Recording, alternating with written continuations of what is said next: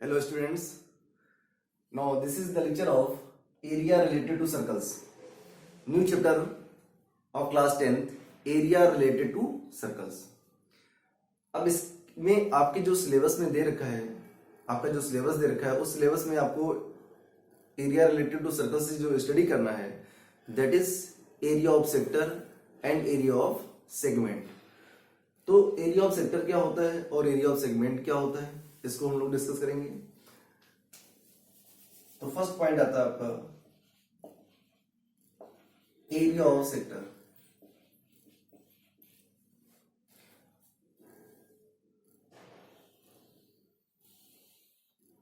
That is circle whose center is O, OA and OB. These are radii. These are radii.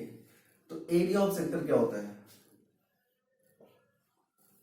तो पहले तो आप ये देखें कि सेक्टर क्या होता है. तो सेक्टर को डिफाइन कैसे करते हैं? Region between radii and arc A B.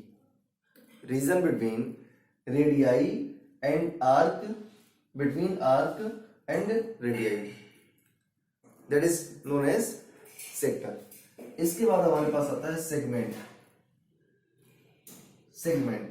तो सेगमेंट वाला जो पोर्शन होता है वो ये होता है शेडेड वाला. ये पूरा जो रीजन होता है ये होता है आपका सेगमेंट. तो इसको कैसे डिफाइन करेंगे? रीजन बिटवीन, देखें ध्यान से, ये आपका कॉर्ड ए बी है और ये आपका आर्क ए बी है. तो डिफाइन कैसे करेंगे? Region between chord A B and arc A B. Region between chord A B and arc A B is known as segment. अब इनको फाइंड करने के लिए हम किस फॉर्मूले का यूज करते हैं? देखें ध्यान से, ये जो सेंटर पे एंगल बन रहा है ये एंगल है थीटा. आर्क के द्वारा जो सेंटर पे एंगल बन रहा है दैट इज थीटा और सर्कल के सेंटर पे जो एंगल बनता है दैट इज 360 डिग्री. अब अगर आपको फाइंड करना है area of sector, it is denoted by a. Area of sector is equal to होता है theta upon 360 into pi are square unit. Area of sector होता है theta upon 360 into pi are square unit. Second part आता है आपका area of segment. Area of segment, ये जो पूरा रीजन है ये होता है आपका सेक्टर और सेक्टर का एरिया होता है theta upon 360 into pi are square unit. जो ये रिमेनिंग वाला पोर्शन, ये जो शेडेड वाला पोर्शन है जिसको हमने शेड कर रखा है that is known as segment. अब इस सेगमेंट का एरिया कैसे फाइंड आउट करते हैं? ये पूरा रीजन जो आपका है ये है आपका सेक्टर और ये जो दे रखा है A O B that is known as triangle. इसकी रेडियस है आर, रेडियस आर. तो इसके लिए फॉर्मूला यूज करते हैं theta upon 360 into pi are square minus 1 upon 2 are square sine theta minus 1 upon 2 are square sine theta. That means area of segment is equal to होगा area of sector minus area of triangle. That is area of sector minus 1 upon 2 base into height करके अगर solve करेंगे तो आपको मिलेगा 1 upon 2 are square sine theta. That is the area of triangle. Now we start exercise first.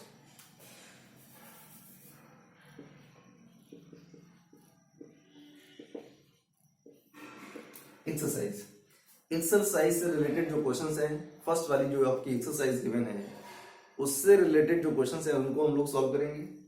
Question number first और question number first is given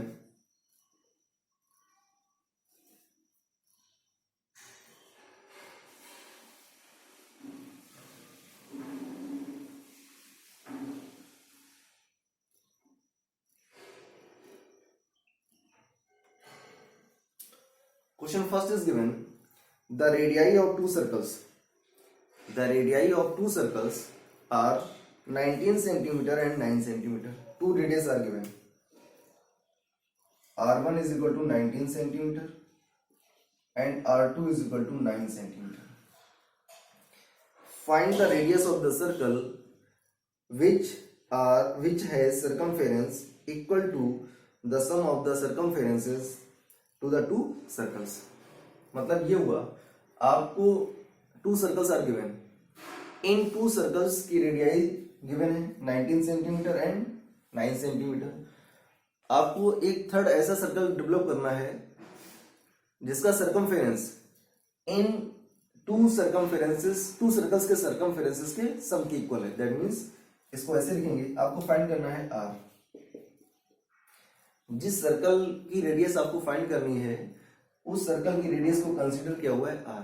that means C is equal to C1 plus C2. C is equal to C1 plus C2.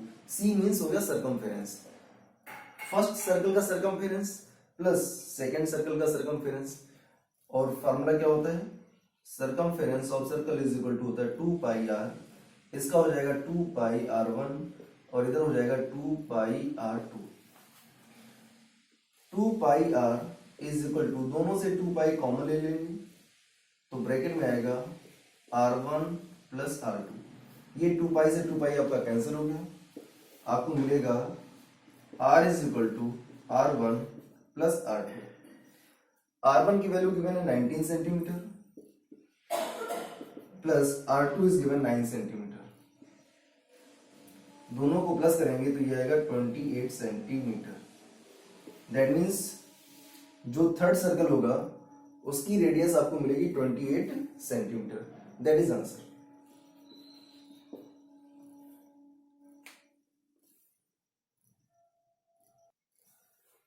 Now question number second. Question number second is given.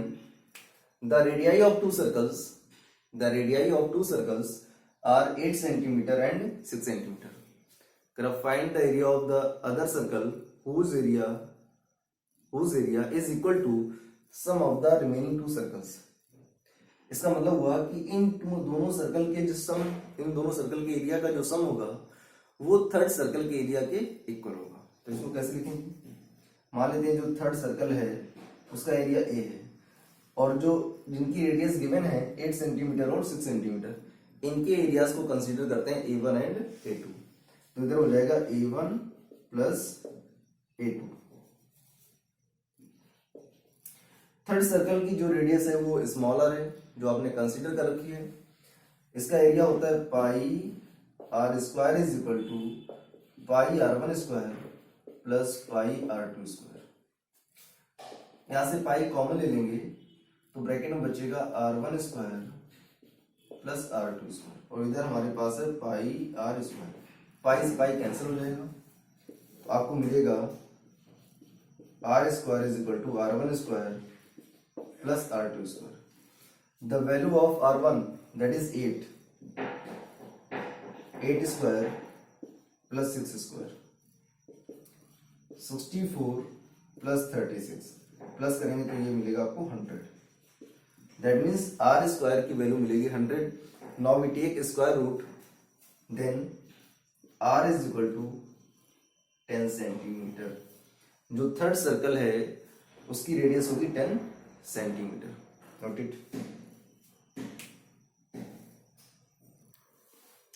Now next question number 4. Now we discuss question number 4. That is important question for board examination. Question is given. The wheels of a car are of diameter 80 centimeter. जो car given है उसके wheels का जो diameter है वो 80 centimetre is given.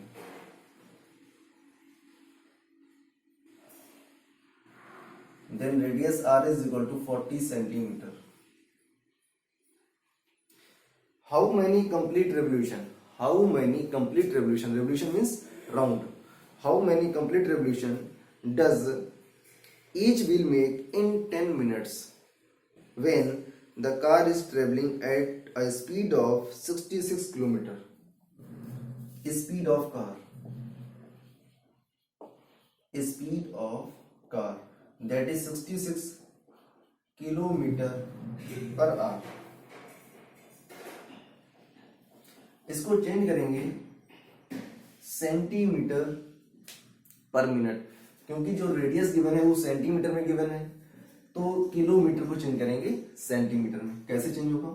66 in 1 kilometre how many centimetre. तो पहले हम चेंज करेंगे इसको मीटर में, इन 1 किलोमीटर 1000 मीटर, और इन 1 मीटर हाउ मेनी सेंटीमीटर, तो 100 सेंटीमीटर। दैट मीन्स ये हो जाएगा 1 लैंड। और आर को चेंज करना है मिनट में, तो 60 से डिवाइड कर देंगे तो ये हो जाएगा आपका सेंटीमीटर पर मिनट। इसको सिंप्लीफाई कर देंगे,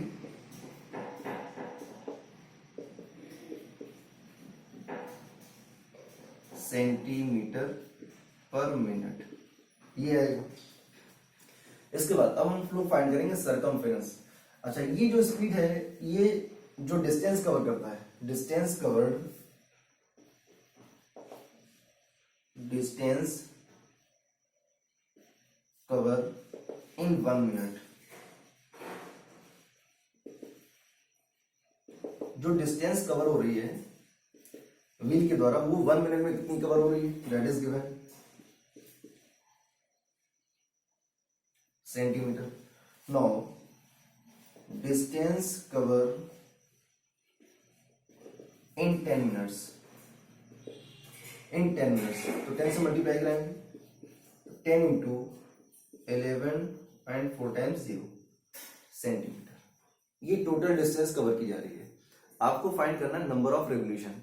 तो first we find out how much distance covered in 1 revolution. 1 revolution में कितनी डिस्टेंस कवर होती है, that means circumference of the circle. Distance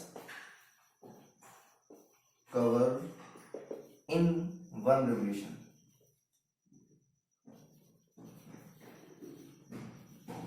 is equal to, distance cover in 1 revolution is equal to circumference of circle,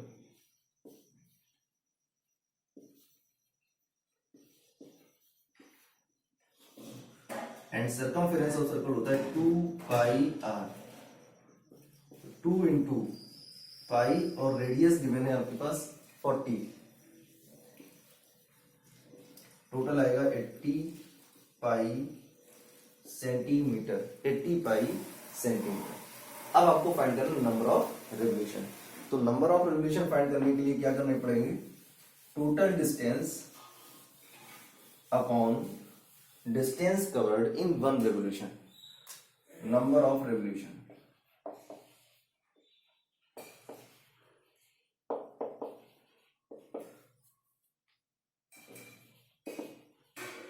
distance, total distance, total distance,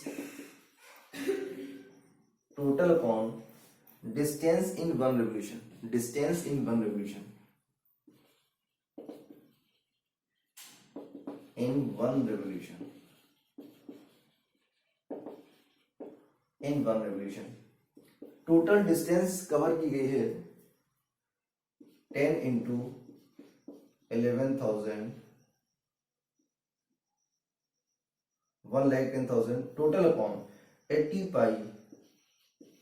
अब यहां पर पाई की value use करेंगे, पाई की वैल्यू होती है 22/7, अपॉन में 7 आएगा, और ये 7 चला जाएगा न्यूमरेटर में, दैट मीन्स यहां पर हम लोग करेंगे इनटू में 7 और अपॉन में 22।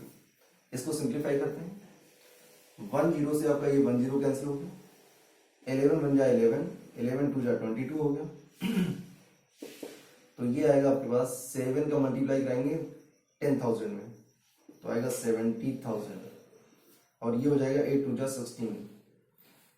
अब इसको डिवाइड करेंगे, इसको डिवाइड करने पर आपको एग्जैक्ट नंबर ऑफ रेवोल्यूशन मिलेंगे, और डिवाइड करने पर जो नंबर ऑफ रेवोल्यूशन आएंगे वो आएंगे आपके 4375।